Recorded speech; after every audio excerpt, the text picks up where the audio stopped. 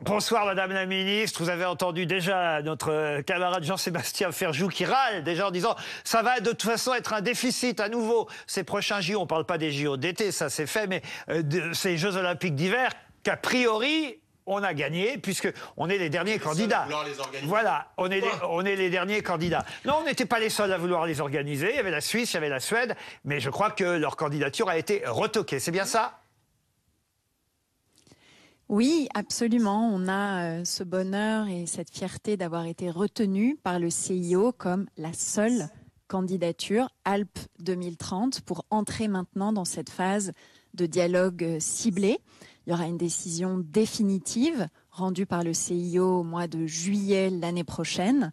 Donc un travail qui se poursuit, mais c'est une formidable perspective à la fois pour le sport français, son moyen et long terme, après les Jeux de Paris 2024 et aussi pour l'avenir de la montagne qui est aujourd'hui confrontée à un ensemble de défis, notamment la transition écologique, mais aussi des enjeux de mise en accessibilité des infrastructures sur le champ des sports d'hiver.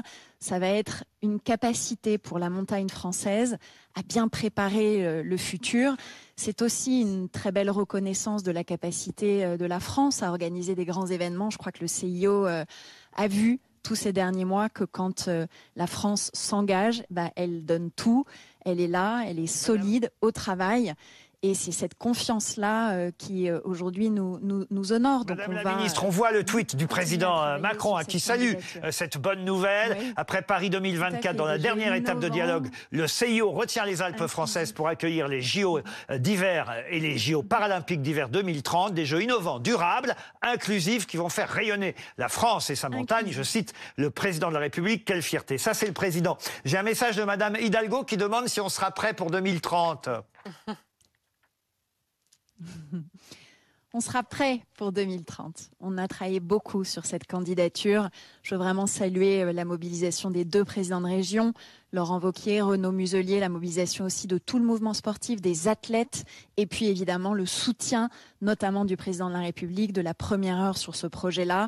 Vous savez qu'il avait réuni les principaux protagonistes en juillet 2023. On s'était assuré de la solidité du projet. On a mis vraiment toute la force de ce soutien de l'État derrière cette candidature.